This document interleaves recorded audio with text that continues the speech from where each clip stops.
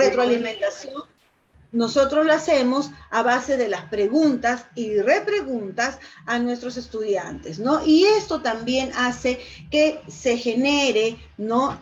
Una también de las competencias transversales, que es el gestiona, ¿no? Que él gestione de forma autónoma su propio aprendizaje, ¿no? Y pues bien, eso es básicamente lo que se trata de una evaluación formativa. Y una evaluación formativa pasa también por etapas, ¿no? Etapas que inician en nuestra planificación, ¿no? Número 1 está en comprender la competencia por evaluar, ¿no? Y es muy importante que los maestros del área de ciencia y tecnología manejen el conocimiento didáctico de las 3 competencias, ¿no? Tanto del indaga, del explica y del diseña, ¿no? Y lo que esto también incluye los procesos didácticos. Por eso es importante conocer la competencia, ¿no? La competencia del área de ciencia y tecnología. Analizar el estándar de aprendizaje del ciclo correspondiente. Ya hemos visto, ¿no? Cuando elaboramos con los ejemplos los criterios de evaluación, estos criterios nacían del desempeño y el desempeño del estándar. El estándar va a ser a lo que nosotros queremos que nos llevar a nuestros estudiantes al final de un ciclo. Por lo tanto, tengo que analizar qué es lo que me pide el estándar, porque es la mira, ¿no? El punto de llegada a mi estudiante al final de cada ciclo. Por eso es muy importante que el maestro, antes de planificar, se dé un tiempo para repasar y leer, ¿no? Ya sea de forma colegiala, los estándares de aprendizaje del área de ciencia y tecnología en cada competencia y en cada ciclo, ¿no? Luego de haber realizado esto, debemos de seleccionar o diseñar situaciones significativas, ¿no? Y también aquí habíamos también visto, ¿no? Con ejemplos, cuáles podrían ser situaciones de aprendizaje, ¿no? Y estas situaciones de aprendizaje nacen pues de su contexto, de la realidad, y el maestro, maestra también podía adaptar, ¿no? Ciertas preocupaciones, ciertos intereses, necesidades de nuestros estudiantes a estas situaciones significativas. Luego, utilizar los criterios de evaluación. Y utilizar los criterios de evaluación es fundamental, querido maestro, ¿no? Y que el estudiante conozca los criterios de evaluación en cada actividad o en cada sesión a trabajar, ¿no? Porque para ellos van a ser una guía, ¿no?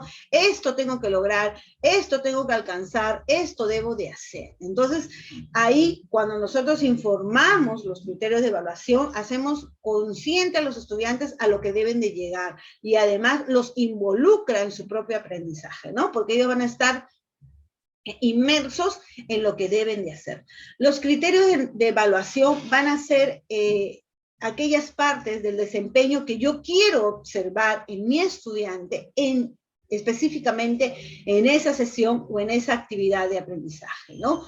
Luego de precisar mis criterios de evaluación, comunico a los estudiantes, como les decía, ¿no? En qué van a ser evaluados y cuáles son los criterios para esta actividad.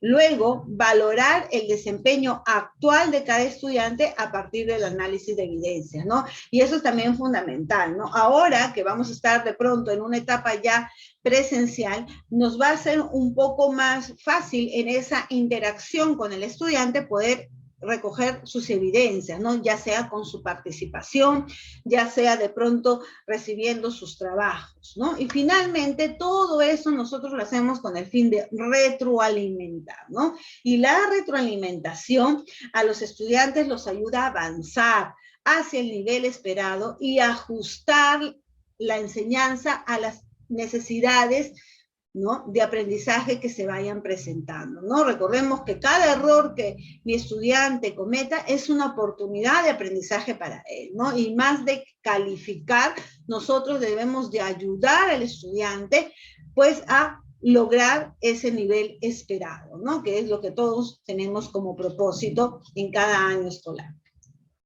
¿Y por qué será importante la retroalimentación? ¿Qué pasaría si de pronto el maestro no realiza retroalimentación, ¿no? Y va y da las clases como se hacía de forma tradicional, donde el maestro solamente era un expositor, ¿no? Y donde el estudiante solamente recepcionaba los conocimientos que el maestro impartía, ¿no? Ahora ya es totalmente diferente este nuevo enfoque, ¿no? Y lo que nos invita este enfoque es pues la interacción, ¿no? La interacción, y en esa interacción nosotros podemos retroalimentar en cada participación del estudiante, ¿no? Y esto también, como dice muy bien acá, influye en la autoestima y seguridad de los estudiantes al promover que se hagan responsables de sus procesos de aprendizaje.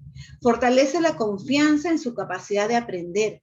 Permite profundizar en los procesos de enseñanza y aprendizaje a fin de tomar decisiones que contribuyan a mejorar y alcanzar los aprendizajes propuestos, ¿no? Entonces es muy importante retroalimentar. Cuando yo estoy retroalimentando, también puedo aprovechar para hacer ajustes en mi planificación, ya que ahí me voy a ir dando cuenta de qué es lo que a los estudiantes les cuesta comprender y de qué forma puedo mejorar estas estrategias para llegar a mis estudiantes. Además, la retroalimentación, por favor, ¿alguien tiene los micrófonos prendidos? Apagamos los micrófonos. Bien, ahora sí creo. Y es importante la retroalimentación, ¿no? Porque evidencia el vínculo entre los procesos de enseñanza y aprendizaje, pues permite explicar cuál es el avance de los logros de los estudiantes y con ellos da cuenta de la pertinencia de los métodos, estrategias y recursos utilizados en la enseñanza, ¿no? Y justamente mucho tiene que ver esta parte con la enseñanza híbrida, ¿no? Ya que una enseñanza híbrida es una enseñanza nueva, es una propuesta de enseñanza para este año escolar 2022, donde el maestro pues va a encontrar en el camino las estrategias y los métodos, ¿no? Donde sus estudiantes van a poder aprender. Y nosotros también en el camino podemos ir realizando los ajustes justamente pues para mejorar esta práctica, ¿no? En este año.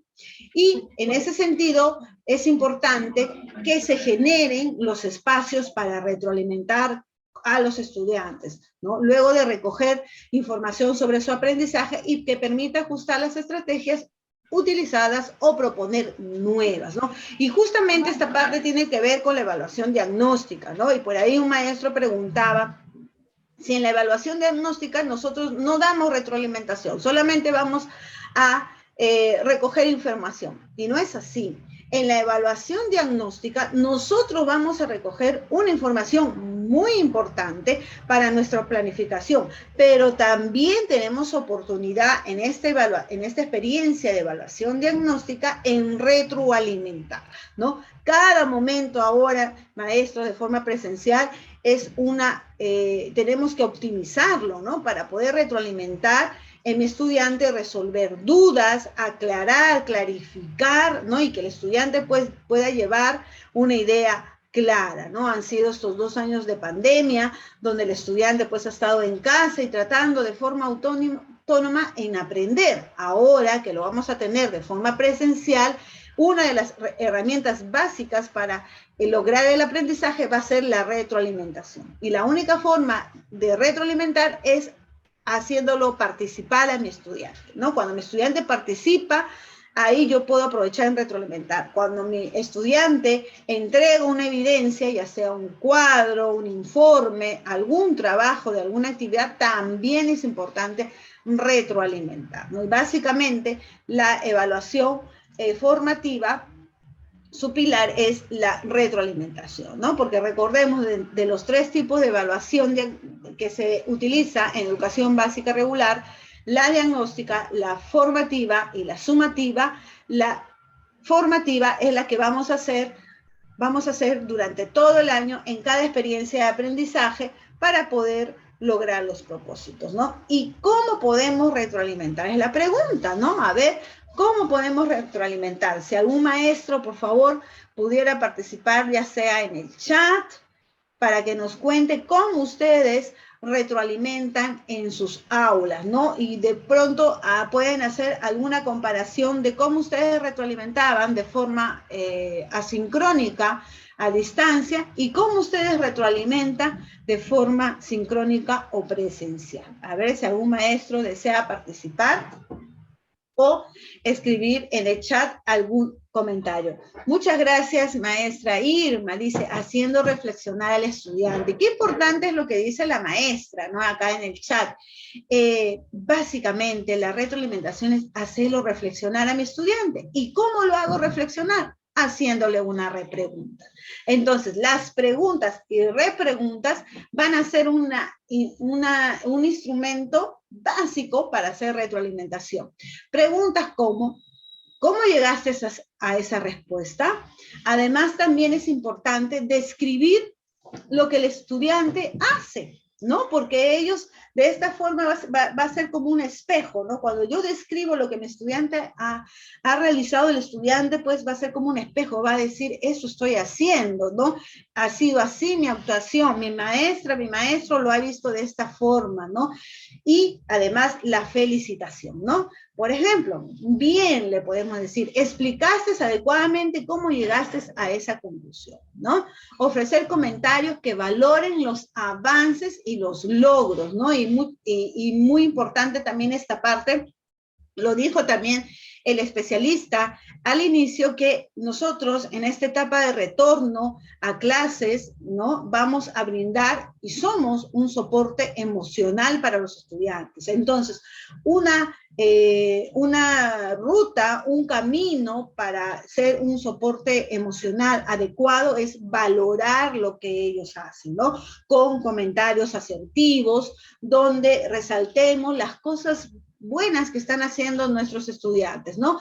Me di cuenta que sustentaste claramente tu opinión. Entonces, así nosotros vamos también a darle esa seguridad que tanta falta le hace a mi estudiante, ¿no? Ofrecer sugerencias para mejora, ¿no? Y estas sugerencias, hacerlo también, como les digo, de forma asertiva, ¿no? Con palabras sutiles, sin tratar de ofender, ¿no? O hacer sentir mal a mi estudiante, ¿no? Esos tipos de calificativo o comentarios, ¿no? De hace muchos años, eso nosotros ya no lo podemos hacer. Ahora tenemos que ofrecer sugerencias a los estudiantes con un lenguaje adecuado, ¿no? Siempre también teniendo en cuenta que nuestras palabras llegan al corazón de nuestros estudiantes y también se quedan grabados en su mente. Entonces, es muy importante que ustedes, pues, busquen las palabras adecuadas para poder dar sugerencias de mejora a los estudiantes, ¿no? Podríamos decir, te sugiero que tengas en cuenta la teoría del color, ¿no? Entonces, revisa, por favor, tal información. Entonces, las palabras adecuadas también son importantes dentro de esta parte del soporte emocional.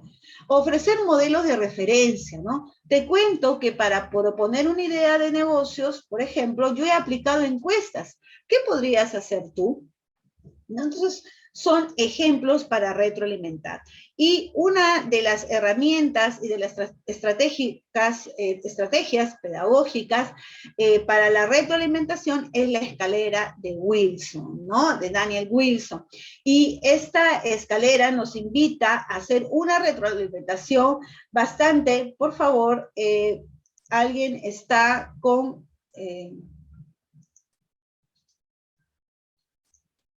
por favor, tengan cuidado, ya que, ahora sí, tengan cuidado, algunos maestros creo que están en el celular y no nos damos cuenta y podemos rayar la pantalla. Y les decía, la escalera de Wilson es una herramienta, una estrategia importante para brindar retroalimentación y es bastante práctica porque consiste solamente en 4 pasos. El primer paso es clarificar. El segundo, valorar. Tercero, expresar inquietudes y finalmente sugerir. Estos 4 pasos lo vamos a hacer con los estudiantes dentro de una retroalimentación.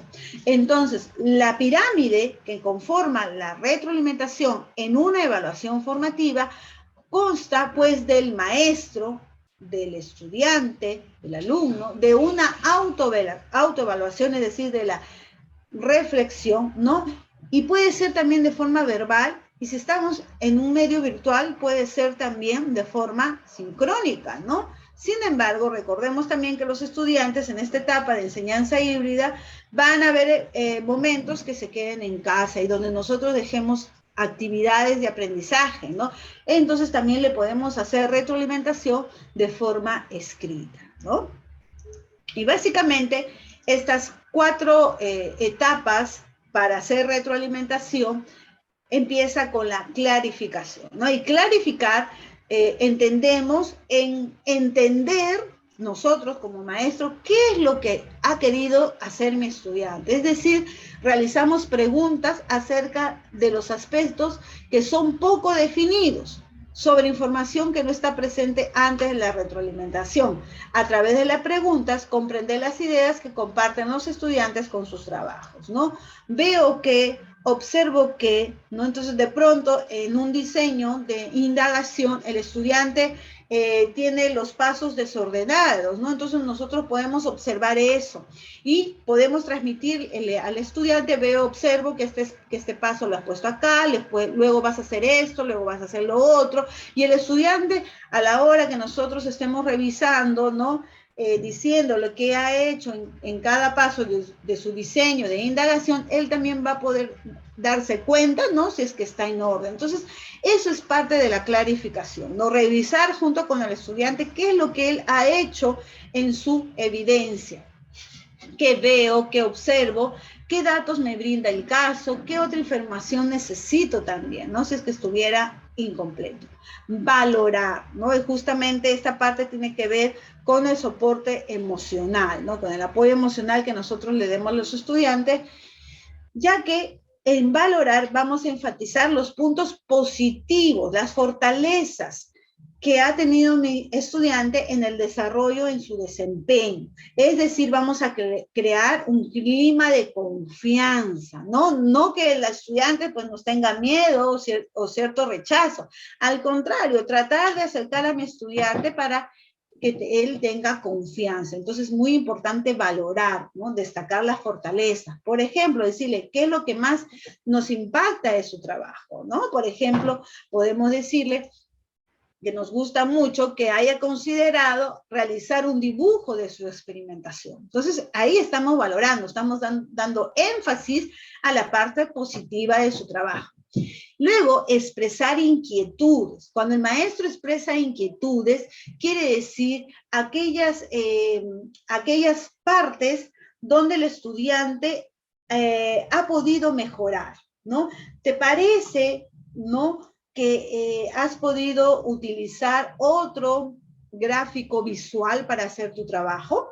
¿No? ¿Has considerado revisar tal información? Me pregunto si lo que quieres decir es, ¿no? Y repetimos el enunciado, tal vez ya pensaste acerca de esto, pero puedes buscar también esa información. Entonces ahí nosotros vamos a expresar nuestras inquietudes, ¿no? Inquietudes que van en relación a que el estudiante mejore su desempeño. Y finalmente, luego de valorar, de clarificar, valorar, expresar inquietudes, recién nosotros hacemos la sugerencia. Entonces, miren, 4 pasos que aparentemente son largos, pero en nuestra práctica docente se van a ir haciendo cotidianos, ¿no? Primero, clarifico, ¿no? Veo qué es lo que ha querido hacer mi estudiante en su trabajo, en su evidencia. Luego, valoro las cosas positivas. Siguiente paso, expreso mis inquietudes acerca de lo que el estudiante ha podido de pronto mejorar o tomar en cuenta otros aspectos. Y finalmente, recién hago las sugerencias, ¿no? Que es, pues, recomendar al estudiante el desarrollo, ¿no? O la búsqueda de información para poder mejorar su trabajo, ¿no? Y acá establece líneas de acción para que el estudiante pueda utilizar cómo podría trabajar mejor. Bien, hasta aquí, queridos maestros. ¿Alguna pregunta para ir con un ejemplo? Bueno, sí, maestra, con respecto a el momento en el que el docente tiene que iniciar a valorar el trabajo de los estudiantes, esta valoración se da desde el punto de vista del estudiante, de lo que ha trabajado el estudiante o de la expectativa de que el profesor tiene respecto del trabajo. ¿Cuál es lo aconsejable, maestro? Ah, sí, muy bien, gracias, maestro. Mire, cuando nosotros valoramos, valoramos de nuestro punto de vista, ¿no? Teniendo en cuenta los criterios de evaluación, ¿no? Porque cuando nosotros dejamos una actividad, nos basamos en los criterios de evaluación. Las actividades están hechas en función a los criterios. Entonces, yo valoro aquellas partes donde el estudiante haya podido alcanzar su desempeño, haya podido desenvolverse bien, es decir, sus fortalezas. ¿No? Todo lo que el estudiante ha podido lograr, yo lo valoro, lo resalto, ¿no? Le digo palabras asertivas, ¿no? Le doy énfasis a esta parte. ¿Para qué? Para darle confianza, para que mi estudiante genere cierta seguridad, ¿no? Entonces, por eso digo, menciono, que es parte, ¿no? De este apoyo socioemocional, donde los maestros también en esta parte de vuelta a clases es importante, ¿no? Entonces, valoro desde mi punto de vista como maestro, ¿no? Ya que yo no estoy calificando, al contrario, estoy valorando y dándole énfasis a las partes positivas de su trabajo.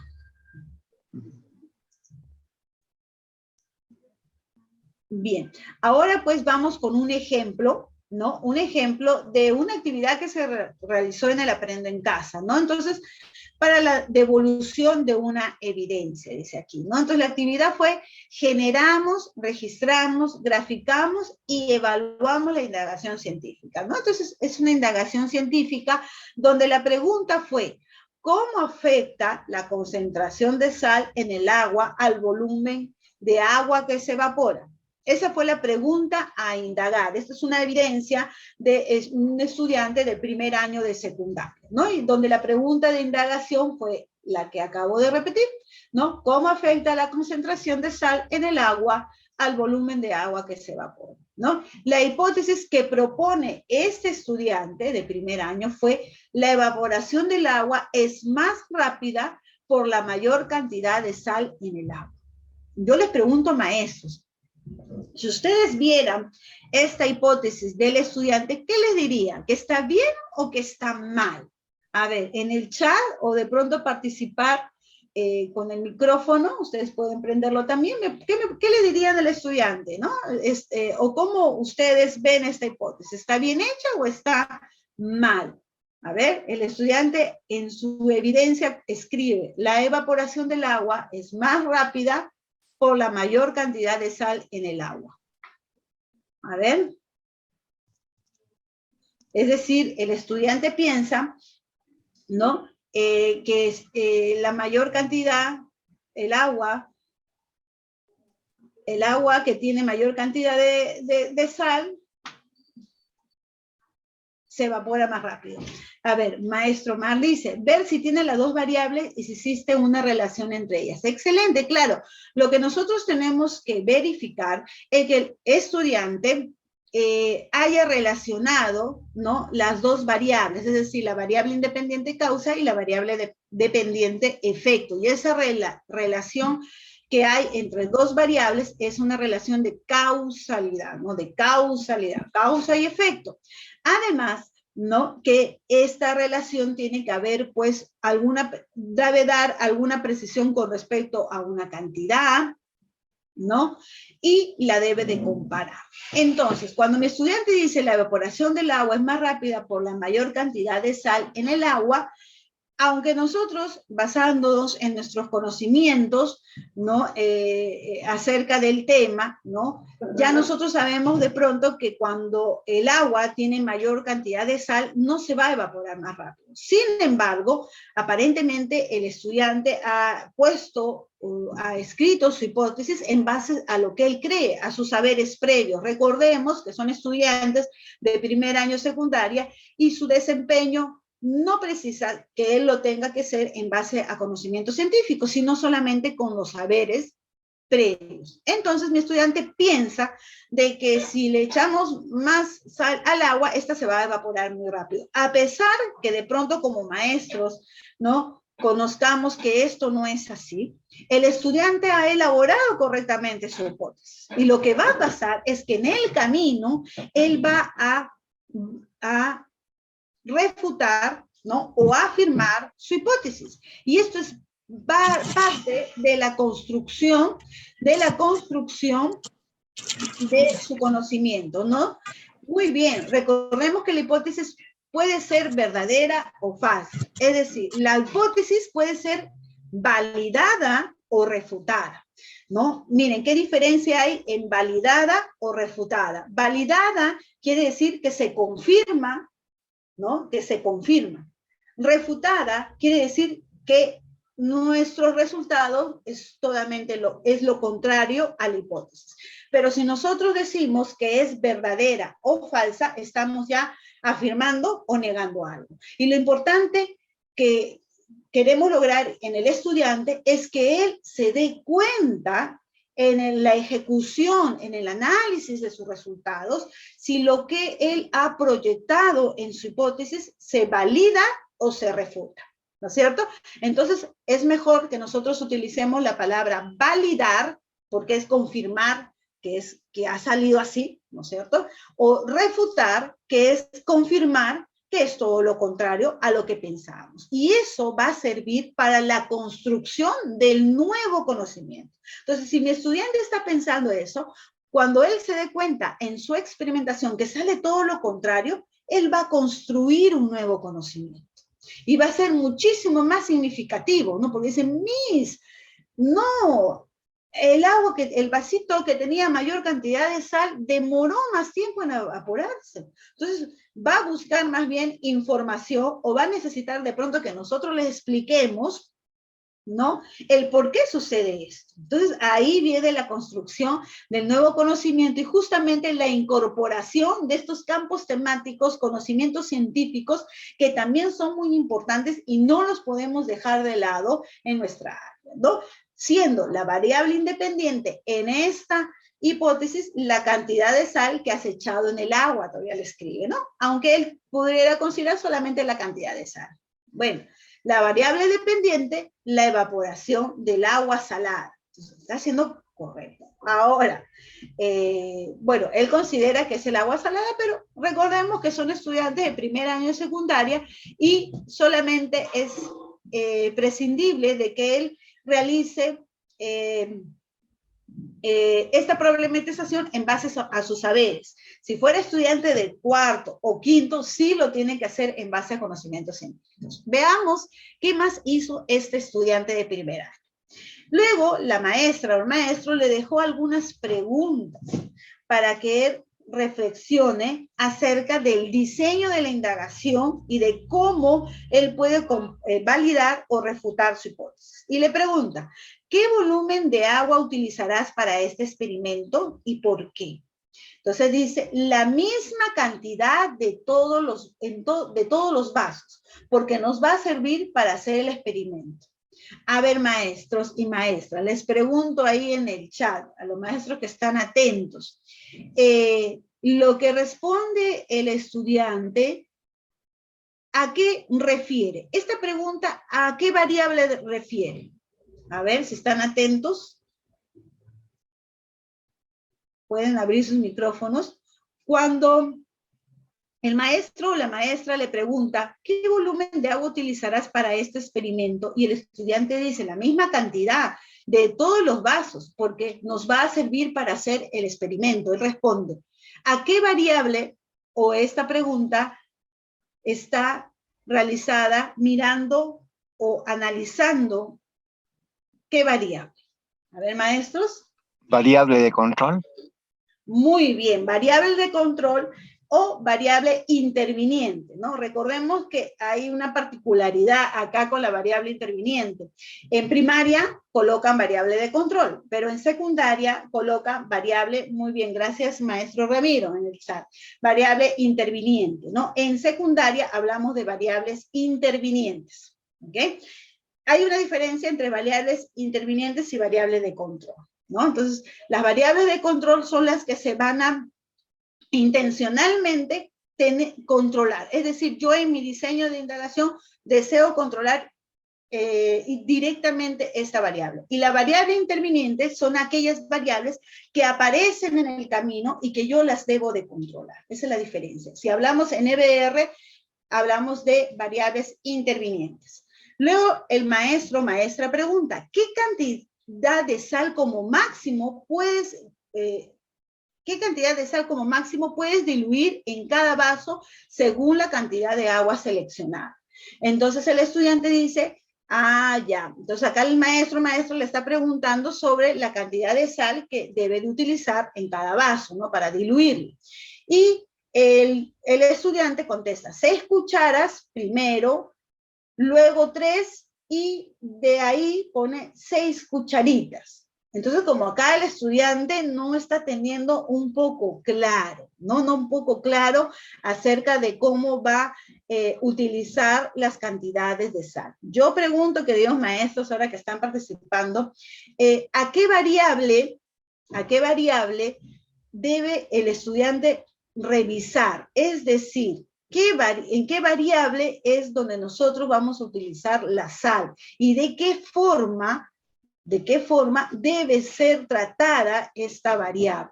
Algo está fallando acá. Entonces el maestro tiene que darse en cuenta en qué debe retroalimentar, ¿no? Entonces acá el estudiante está considerando cantidades que de pronto no están bien colocadas, ¿no? Entonces el maestro tiene que retroalimentar. ¿Qué variable tenemos que retroalimentar acá, maestros? Y si pudieron decirlo, ¿de qué forma? A ver, por favor, si alguien participa.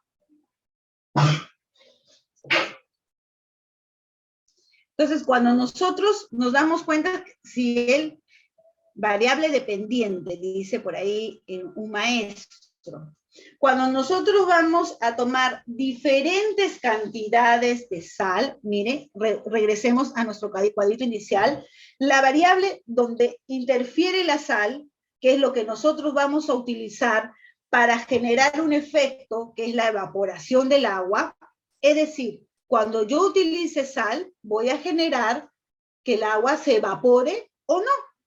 Por lo tanto, la cantidad de sal que utilice será la causa.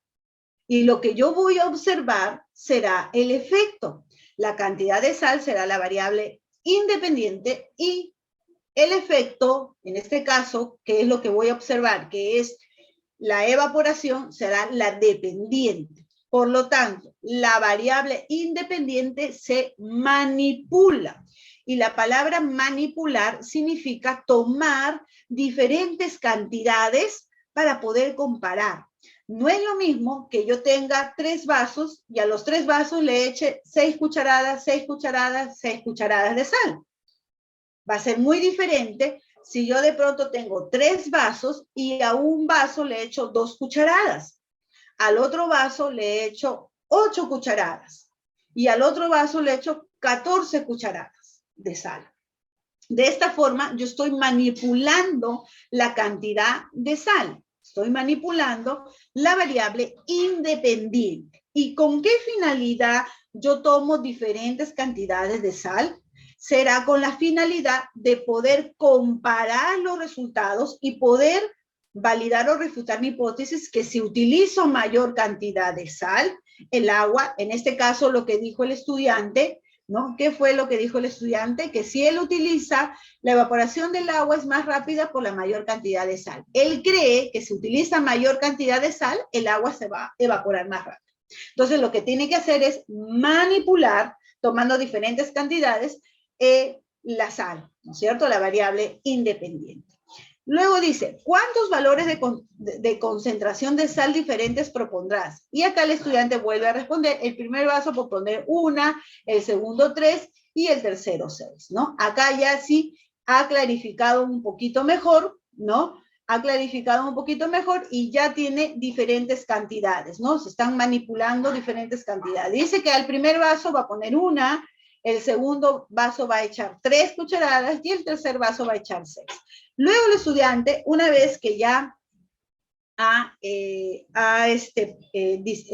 pasado, no reflexionado acerca de estas preguntas, ahora viene pues el diseño de la experimentación. Y dice, una actividad 3, diseñamos estrategias para medir la variable dependiente. Ahora va a analizar la variable dependiente, es decir, el efecto. Y el efecto será pues el volumen de agua que se evapora.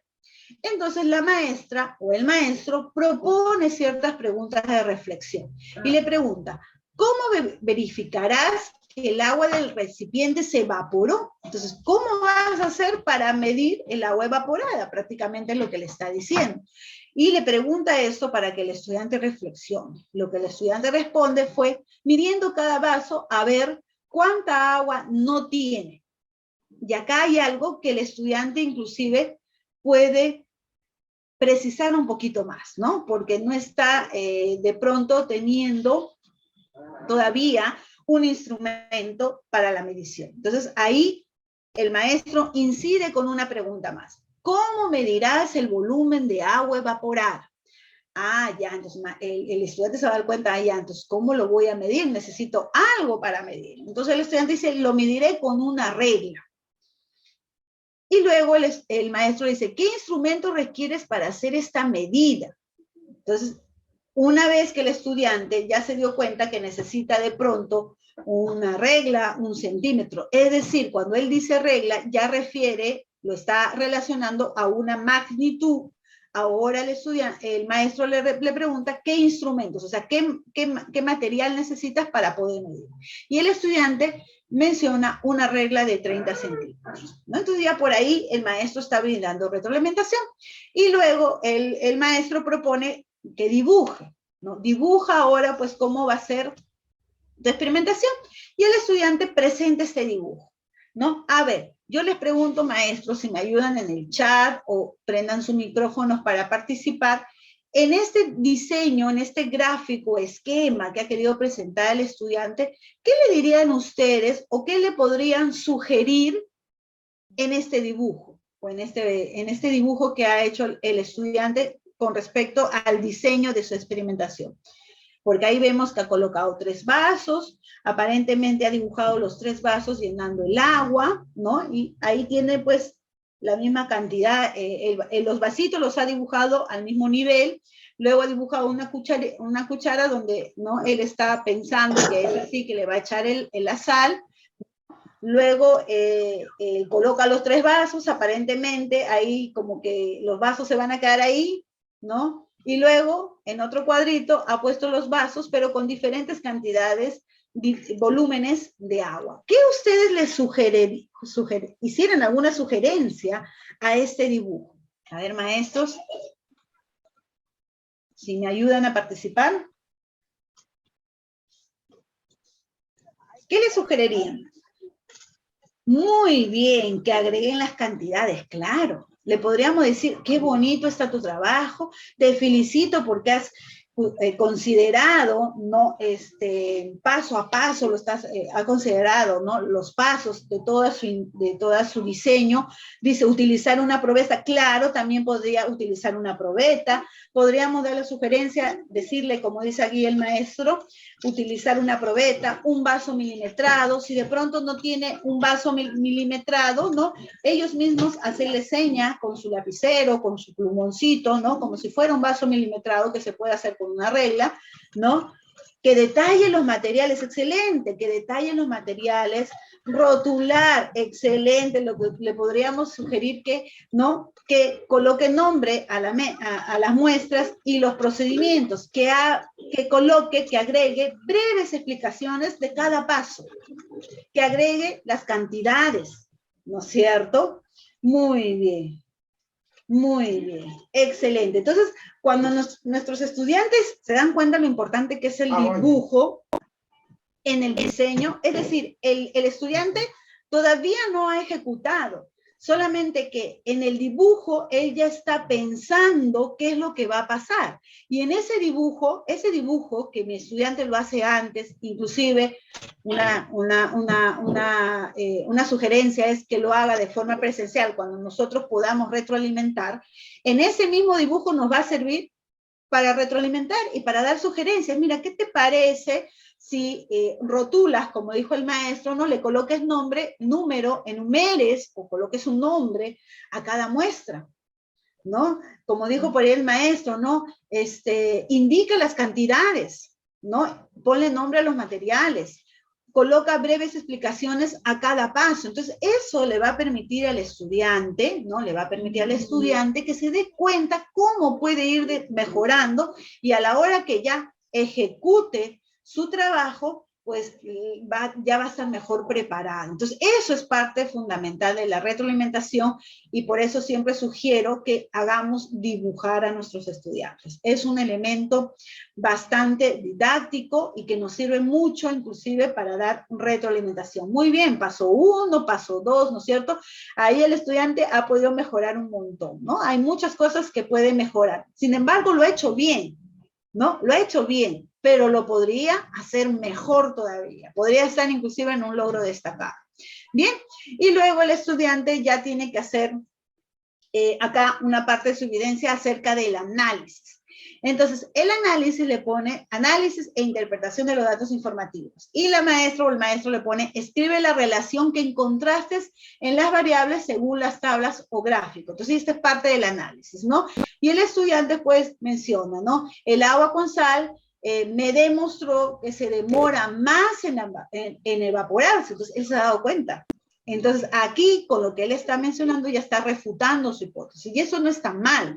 Al contrario, es la construcción de un nuevo conocimiento. Pero en mi distrito, el clima es nublado a veces.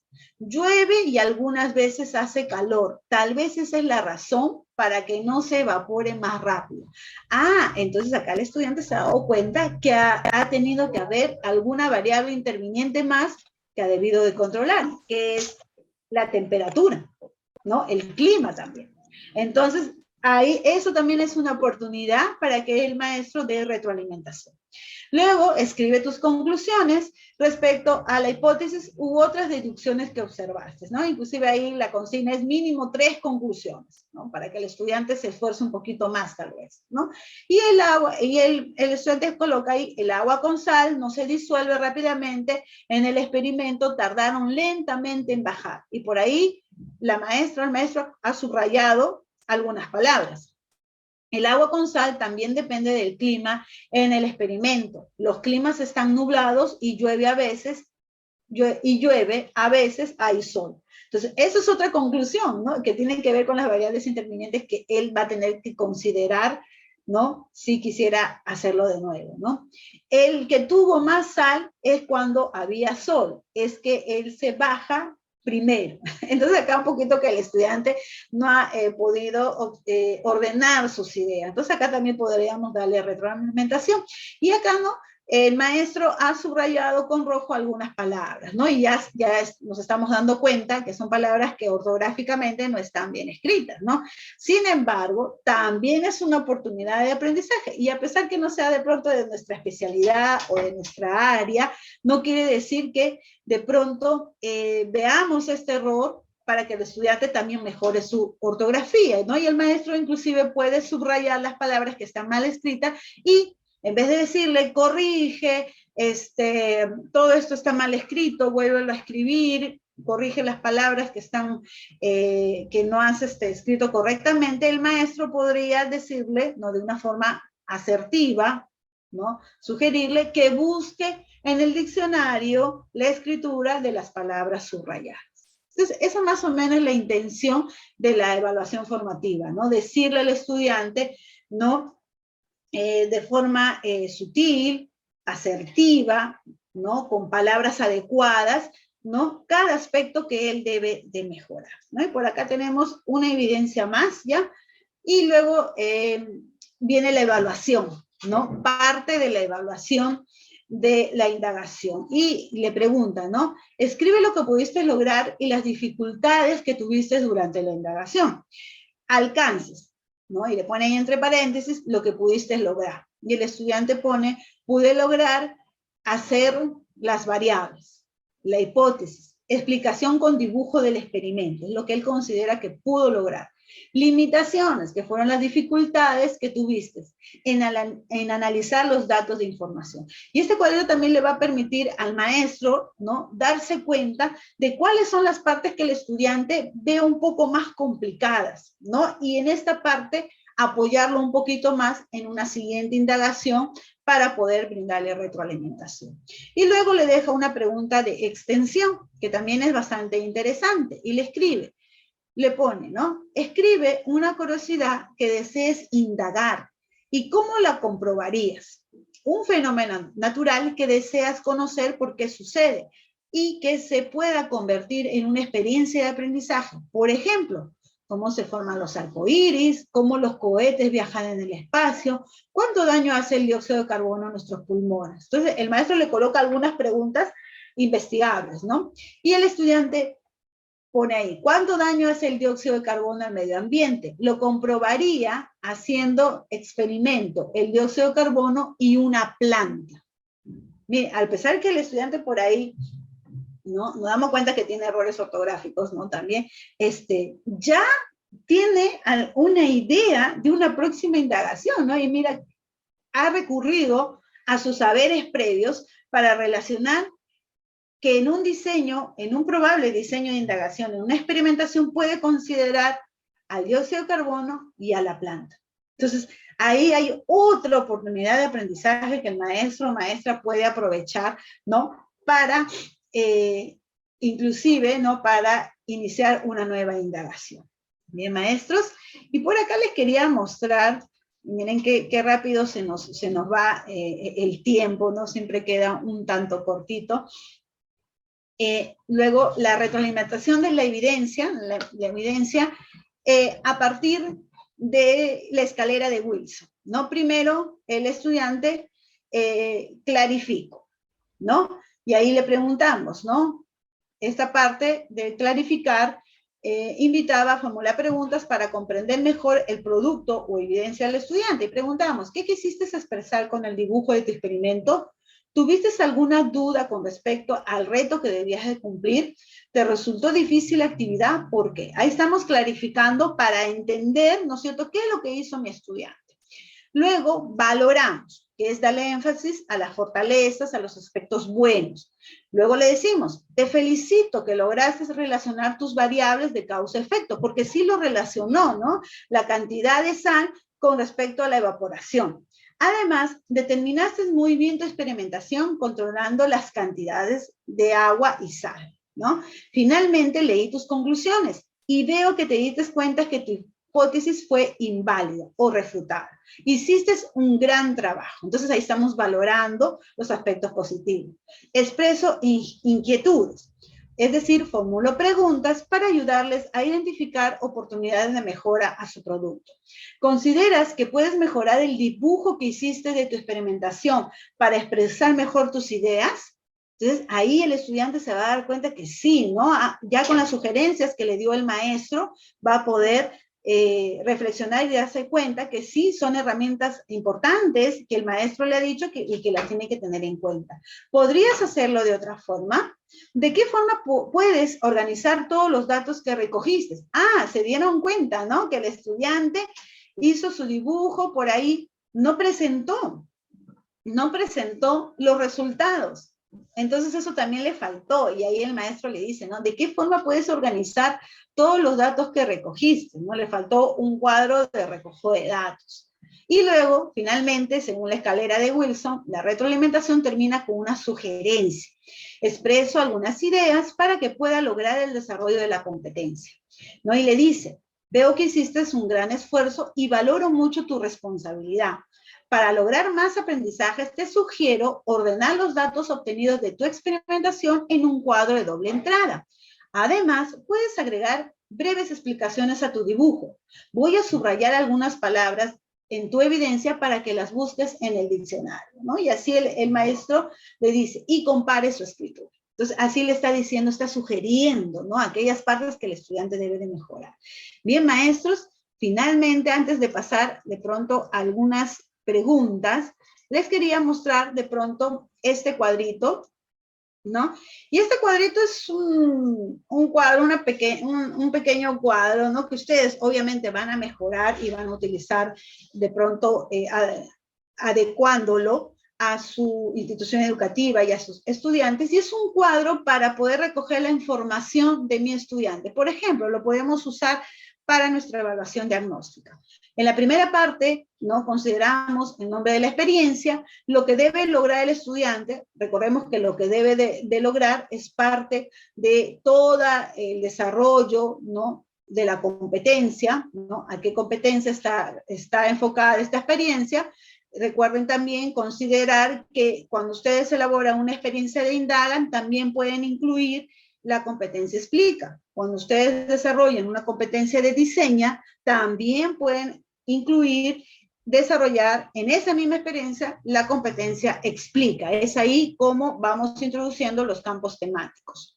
Luego, siempre tener presente los estándares de aprendizaje, maestro, siempre, siempre. Las capacidades, los desempeños a desarrollar y mis criterios de evaluación precisados. Tanto desempeños como criterios se precisan. Y el propósito de aprendizaje, ¿no? ¿Qué es lo que yo quiero lograr finalmente con esta experiencia con mis estudiantes, ¿no? Mis estudiantes, y en un primer cuadro, identificar lo que ha logrado el estudiante hasta el momento, qué es lo que sabe. Y escribo breves observaciones, ¿no? Breves observaciones. Y luego, lo que yo veo que le falta a este estudiante, ¿no? Lo que necesita hacer el estudiante para lograr su aprendizaje. Entonces, ¿qué es lo que necesita hacer? ¿Qué es lo que necesita lograr? Este cuadrito, maestros, maestras, nos va a servir mucho para identificar las necesidades de aprendizaje de mi estudiante luego de que nosotros apliquemos la evaluación diagnóstica, ya que esta evaluación diagnóstica nos va a servir para la planificación de la primera y de las siguientes experiencias de aprendizaje. Bien, queridos maestros, a ver, si tuvieran alguna pregunta, alguna sugerencia, ¿no? Recordemos también que según nuestras orientaciones curriculares que nos da en nuestro currículo, ¿no? Existen diferentes tipos de retroalimentación, ¿no? La retroalimentación reflexiva o por descubrimiento, que es la retroalimentación que nosotros queremos lograr, ¿no? Esta retroalimentación es la que debemos de hacer, ¿no? Dando preguntas reflexivas, orientadoras, donde el estudiante descubra él mismo cuál es su error para poder mejorarlo. Sin embargo, existen otros tipos de retroalimentación, como la retroalimentación descriptiva, que es simplemente, pues, decirle a los estudiantes qué es lo que está bien, qué es lo que está mal, y dar algunas recomendaciones, ¿no? Es una retroalimentación un poco más baja que la reflexiva o por descubrimiento. Y viene de pronto tipo de retroalimentación que ya no deberíamos de hacer, ¿no? Dentro de nuestras aulas, la retroalimentación elemental, ¿no? Que es solamente cuando el maestro o la maestra pues contesta si está bien o está mal. Viene el estudiante y pregunta, profesor, ¿está bien? Sí. Profesor, ¿está bien? No. Y ya, eso es una retroalimentación elemental, donde no le damos ninguna herramienta al estudiante para que mejore. Y una retroalimentación incorrecta, que es la que nunca ningún maestro podría hacer, ¿no? Y la que también tiene sanción, es pues una retroalimentación cuando maltratamos al estudiante o también en algunos casos cuando damos alguna información que no es correcta. Entonces ahí también hay que tener cuidado. Bien, queridos maestros, nuevamente, si tuvieran alguna pregunta, de pronto quieran participar, hacer algún comentario. Sí. ¿Me escucha? Wilber. Muy buenas tardes, maestro. Profesora, ciertamente el tema de la retroalimentación va a ser algo así como la piedra angular para el aprendizaje del estudiante. Me llamaba la atención el tema de, creo que a todos los profesores, ¿no? El tema de que cuando uno revisa una evidencia y el estudiante propone que quisiera indagar sobre esto o quisiera explicar sobre aquello, entonces, ¿cómo es que vas a centralizar todo eso si manejas 35 estudiantes o 30 estudiantes? Porque seguramente no todos ellos tendrán su interés en una determinada cosa, ¿no? O un determinado fenómeno, hablando de ciencias. ¿Cómo funcionaría ahí? Y en segundo caso, y es algo que les ha pasado a todos, es retroalimentar uno por uno complicado, ¿no? Entonces, ¿qué metodología existe para retroalimentar de manera grupal si todos tienen distintas interpretaciones y es subjetiva su interpretación o su aprendizaje? Bien, muy bien, maestro. Y justamente para resolver su duda, con respecto a la primera pregunta, ¿no? Acerca de cuando el estudiante, dejamos que el estudiante libremente de pronto proponga algún fenómeno o problemática a indagar, ¿no? Recordemos que existen tres tipos de indagación, ¿no? La indagación guiada, la indagación que es orientada, ¿no? Mediada por el maestro, y la indagación abierta, ¿no? Cuando hablamos de la indagación abierta es cuando mi estudiante libremente escoge el tema. Y sí tenemos de pronto una oportunidad donde el estudiante libremente puede hacer una indagación, y es en la feria de ciencia, ¿no? En la feria de ciencia los mismos estudiantes pues proponen sus propios proyectos, ¿no? Claro que también hay dos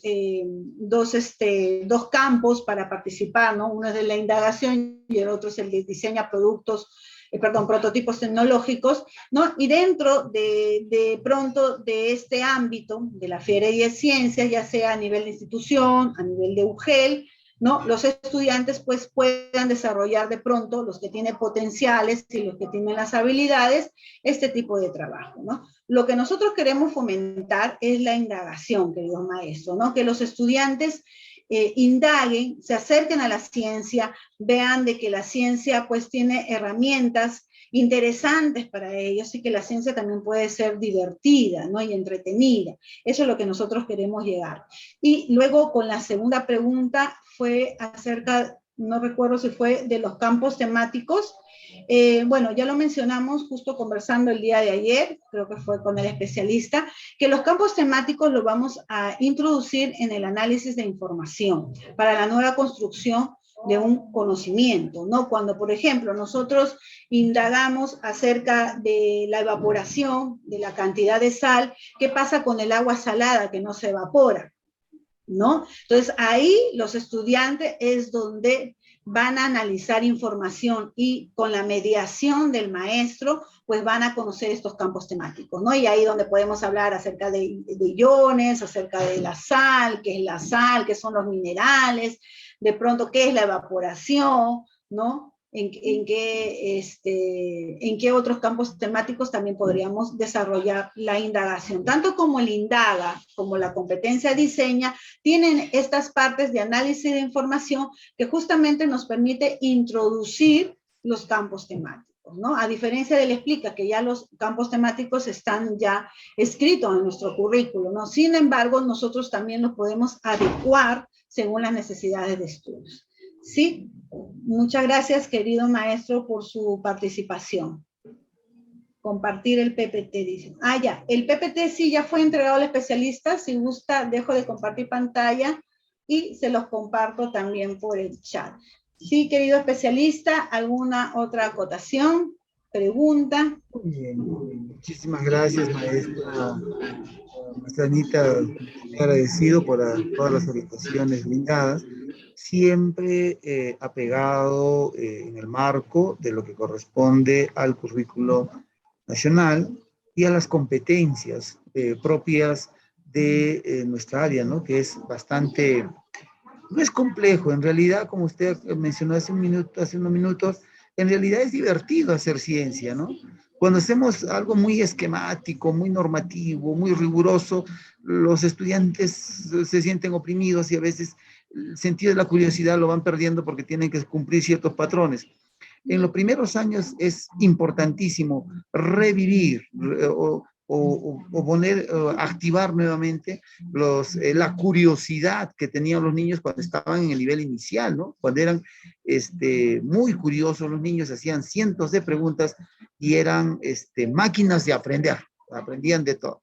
Nuestros estudiantes de primer grado de secundaria tenemos que activar ese proceso de la curiosidad, la inventiva, la creatividad, el juicio crítico, que aprendan a juzgar y a justificar algunos eventos. Esto nos va a ayudar a desarrollar una ciencia muy apropiada. Entonces, es cierto que a nivel del área de ciencia y tecnología, por ejemplo, comentábamos el día de ayer, maestra, que los estudiantes y los padres de familia viven en la idea de que tienen que desarrollar conocimientos y conocimientos porque eso es lo que le va a ayudar al ingreso a la universidad. Esa es su mirada. Y entonces, muchas veces cuando el docente no entiende bien el propósito de la competencia, resulta cayendo en el mismo concepto. O sea, pareciera que estamos haciendo cosas superficiales sin poder penetrar en el conocimiento más profundo. Sin embargo, la ciencia activa este proceso de las competencias, activa el conocimiento profundo. Es decir, que un estudiante aprende a indagar como procedimiento, como proceso, como práctica, le va a permitir averiguar y conocer mucho más allá de lo que dicen los libros, incluso, ¿no? Porque si, imagínense, en el análisis de la información, el estudiante, para explicar una hipótesis que él tiene, tendría que no solamente ya por imposición del maestro, sino por la necesidad que él va a tener de validar su hipótesis, se va a ver con la necesidad de leer, imagínense, ¿no? De buscar información, de validarla, de revisar la información en el Internet, ya no solamente superficial en el Facebook, sino en páginas que correspondan al nivel informativo. Y eso es lo que queremos los chicos en el quinto grado, para que en el quinto grado, en el séptimo ciclo, puedan llegar a esa última escala, ¿no? Que tienen la capacidad de buscar información y fuentes confiables que le va a servir de por vida. En realidad, las competencias están dentro del marco de lo que es el método científico, y obviamente el enfoque se respeta en todo sentido. Maestra, y particularmente yo le agradezco mucho por algunas aclaraciones, algunas cosas que yo también no tenía bien claro, que digamos, y felizmente se han ido cuajando estos días, y espero que también los maestros, yo sé que están un poco tímidos, entendamos de que esto de la virtualidad nos ha tenido un poquito así, ¿no? Oprimidos durante los 2020, 2021, pero estoy seguro que en la presencialidad ahí se van a soltar, ¿no?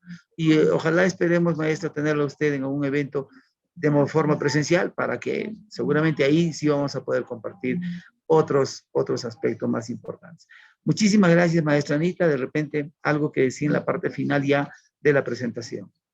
Sí, muchas gracias. Justamente para recoger la pregunta del maestro anterior, ¿no? Preguntaba, ¿cómo hacemos para retroalimentar a 30 o a 35 estudiantes cuando nosotros estamos en el nivel secundaria, ¿no? Y bueno, una de lo que nosotros podemos hacer como inicio es la indagación guiada, ¿no? Donde el maestro guía a todos los estudiantes, ya sea de forma grupal, o en este caso, bueno, por el distanciamiento social, con fichas de aprendizaje para que ellos, pues, de forma guiada vayan con nosotros en el camino, ¿no? De la indagación. Cuando ellos ya, pues, aprendan un poquito más cada capacidad y conozcan, ¿no? Más de estas capacidades, pues van a adquirir mejor las habilidades, ¿no? Una de estas estrategias podría ser hacer una indagación guiada, totalmente guiada, ¿no? Desde la problematización hasta el evalúa. Y además, manejar siempre, queridos maestros, nuestros cuadritos, ¿no? Siempre anotemos, ¿no? ¿Qué estudiante es lo que le falta, ¿no? Como la matriz que está en el PPT, ¿no? Tener ahí a la mano nuestra matriz, justamente en esta evaluación diagnóstica, es importantísimo, ¿no? Y acotando ya finalmente a lo que decía el especialista, ¿no? Muchas veces el estudiante piensa, ¿y qué cosa voy a hacer, maestra? Yo no quiero ser científico, yo no voy a estudiar ciencia, yo me voy a otra carrera. Me decía el otro día un estudiante, yo le pregunté, ¿y qué vas a estudiar? Me dijo, no, profesora, yo voy a estudiar marketing. Ah, ya. Entonces, mira, yo te voy a decir algo y tú te vas a ir pensando en tu casa. ¿Cómo vas a analizar si un producto sirve o no cuando tú termines de estudiar marketing? ¿Cómo tú te vas a dar cuenta que un producto sirve o no y tengas que informarle a tu jefe? ¿Cómo lo vas a hacer? Ah, pues, profesora, entonces salgo, ya hago una encuesta, pregunto, ¿no es cierto? Y bueno, lo que vas a hacer en aplicar una encuesta, un estudio de campo, un estudio de mercado, eso es una indagación. Entonces, lo que yo te estoy enseñando, no te estoy enseñando de pronto para que tú te olvides, sino para que lo lleves a tu vida práctica, para que lo lleves a la carrera que vayas a estudiar. Entonces, de esta forma también nosotros queremos acercar a los estudiantes a la ciencia, ¿no? Porque no estás desarrollando de pronto solamente algún campo temático, estás desarrollando una habilidad, la habilidad, ¿no? La competencia, que es el indagar y que nos va a servir en cualquier ámbito de nuestras vidas. Bien, queridos maestros, me despido de ustedes hasta una nueva oportunidad. Muchas gracias por su atención y muchas gracias por su participación también. No sé que este medio virtual en algunas oportunidades, se nos ha ido la conectividad, ¿no? Y es un poco difícil. Ahí está el material para que ustedes a bien lo analicen y obviamente lo mejoren. Y sé que lo van a hacer. Muchas gracias y muchas bendiciones y éxitos para este año escolar 2022. Muchas gracias. Hasta luego. Muchísimas gracias, maestra Ana Linares. Y bueno, aplausos virtuales desde aquí, desde la UGEL San Román. Muchas gracias, estimados colegas, también a ustedes por su participación y su empeño. Nos veremos en otras actividades de forma presencial ya. Ojalá que la norma nos permita acercarnos un poquito más y dilucidar algunas dudas que todavía tenemos al respecto del manejo de nuestras competencias y entre otras cosas que necesitamos mejorar y trabajar seriamente. Muy bien, compañeros, muchísimas gracias. El link estará abierto unos cuantos minutos más. Pueden registrar su asistencia. Será hasta otra oportunidad. Hasta luego, maestra Ana. Hasta luego, compañeros.